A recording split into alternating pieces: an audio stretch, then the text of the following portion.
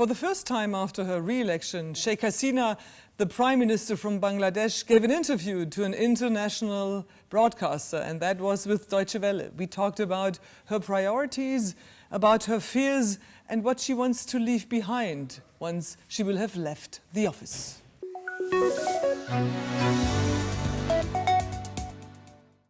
Sheikh Hasina, we are sitting here underneath a painting of your father, who is the founder of Bangladesh, Mujibur Rahman. He got assassinated in August 1975, alongside with many of your family members.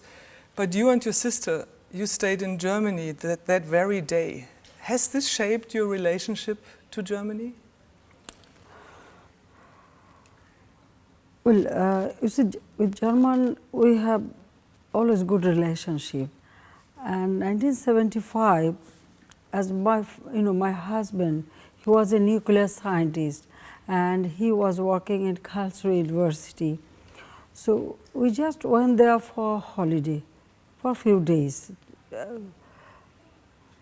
That time I was a student of Dhaka University, but I have two kids, and I took my sister with me. I said, let's go there. We will be in a university area. You will get very good environment for study. But it is unfortunate that within 15 days we heard that we have nobody. Everybody was killed except these two sisters. Yes, I appreciate German government. Immediately they inform us if we want to stay back there, they are ready to accept it. So that way you can say yes, as because we were there, so German has very special, friendly gesture to us. So you are now in office for the third term in a row, and I hear rumors that you say this might be your last term? I want to, well, it's, consecutive third term, and before that I was Prime Minister, so it's my fourth term, so I don't want to continue more. I think that everybody should take a break, and then we can make accommodation for younger generation. So you would say this is probably your last term? Do I understand you right? When I became Prime Minister first term, then I said, okay, I don't want to continue. I want to let other to do, but I couldn't stop because, well, actually we are struggling for establishing democracy and people's emancipation. That's what I would love to talk with you about, Prime Minister. So what would you like to accomplish within these next 5 years? Food security, accommodation, education, healthcare, job opportunity, these are basic needs. Then definitely every human being wants a better life. Then we have to ensure that. My father struggled his whole life for this people and the country. He liberated the country. He wanted to build up this country as a prosperous country, but he could do it. So I feel that this is my job. But when you're talking about establishing a democracy, there's more you want to establish. It's like freedom of speech, it's human rights, it's gender equality. What are you going to do in this regard? Listen, actually, what you see now in the country, it is not like this. As because our country ruled by military dictator, time and again, no movement, freedom of movement. That was the situation. We had only one television, no private television, no private radio. How people can exercise their freedom of speech. So you say you're coming really... Actually, I bring a lot of change. 1996, when first time I became Prime Minister, first thing I decided that I will open up everything to the private sector. One thing is to ensure freedom of speech, ensure people's freedom of movement and right, and our first priority was to ensure food security. So country become self-sufficient in food, then education, that is also very, very important. Because unless you educate people, how can you build up this country as a poverty-free country? So, Prime Minister, would you consider education one of your priority? We took initiative that we should ensure that each and everyone should get food security and side-by-side education. We started building schools where there is no school, and also encourage children to go to school. We started giving mother some money or some facilities so that she should send their children to the school. So that way we encourage them for education. And for healthcare, we started establishing community healthcare center. What I feel that their basic needs, that food, shelter, education, then job opportunity, that is also, and also security. So it is their human rights. Which role does freedom of speech play for you? You just said that earlier on there were only state-ruled media. This is changing in your country. Is it like also a basic need that people have the freedom of expression? Oh yes, of course, they can. And you support that 100%? 100%. Also critical voices who criticize your style of leadership or your decisions? Would you say this is part of a democracy? Listen, if you work more, then you will hear more criticism. But you should ask my people whether they are satisfied or not, what they think, whether they are getting all what they need, whether I can provide this. We all remember, I think the world does as well, the situation of bloggers here in Bangladesh some years ago. Many of them got murdered and killed on the streets. Well, some incident happened, but immediately we took action.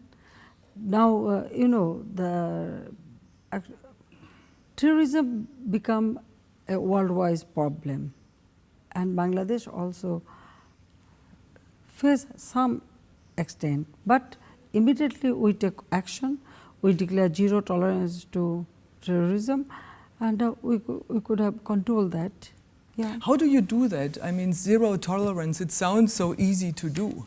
It is not that easy. It is very complicated, it is true. But what I did, well, in one hand I strengthened our law enforcement agencies, and we trained them and special arrangement for them. But what is more effective, that is, I just directly went, I go to the people. I call upon the people.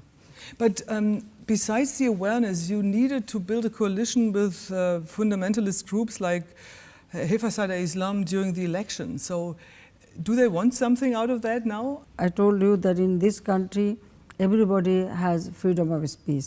So they have also right to spell out what they want. But what we have to do, of course we have to do, because we already passed the law about the marriage age. And there also we are involving whole society. But you will fight for the right. Yes, you won't change the constitution. Only law or taking action will not solve the problem. But what I have done, that our education for girls is totally free up to 12th class. Then we provide a stipend for them. Free books we distribute for all students. And even our primary section, the girls' enrollment is more than boys. And now parents, now they want that their children should be educated. Then we created job opportunity for girls also, because education is free. Now parents also want that his girl should, educate. So they also think that their girl should educate so that then she will get a job. So marriage is not the only aim. Opportunity for yes, girls. Actually, you have to change the mindset. In the past, parents used to think, why I should educate the girl, because one day she will get married, she will go to the another family. But now they don't think that. Now they think that, yes, I should educate my girl, she will be eligible to earn money, and well, then she may get married. So that way we are bringing, change in the society gradually. Now our child marriage has reduced tremendously within So you're few fighting years. for that, I hear. Yes. It doesn't matter if anybody supported you during the election. This is something that's not negotiable for you girls, right? Of course not. Prime What I Minister- have done, and it will continue. It will. Well, I don't want to fight with them, or I don't want to spell up, I will do it. Now, what is my job? That is to keep peace in this country, a peaceful atmosphere, right? So, well, I've told you the people have every right to speak what they want to, but what is good for the country, good for the people, good for the girls, boys, or human being, that is my concern, and of course we will do that. I would like to come one more time back to the elections which just happened. Your ruling coalition won 288 out of 300 seats. That's 96%. That's nearly 100%. What happened to the opposition? Actually, you see, when you contest election, what people want to see, who is the leader, they couldn't present that. Actually, So their then- lack of politics is mainly there, that they couldn't present any leadership that who will run the country next. Secularism is under threat in your country. No. You wouldn't not at say all, so? no. So you're not afraid of like really Islamistic forces? Islamistic forces are there, no doubt about it, but if you can see the condition, in this country we have religion harmony. Each and every religion people, they can perform their... But people get killed on the streets because of criticizing or not living conform No, with it is not some true. religious ideas. No, it is not true. They got threatened. I mean, we were talking about bloggers earlier on. I mean, there's a danger in the streets, isn't it? Yes, I told you that few incidents took place, but immediately we took, a step. Then it stopped. In our country, we always create atmosphere that each and every religion, they can perform their religion faith peacefully, honorably.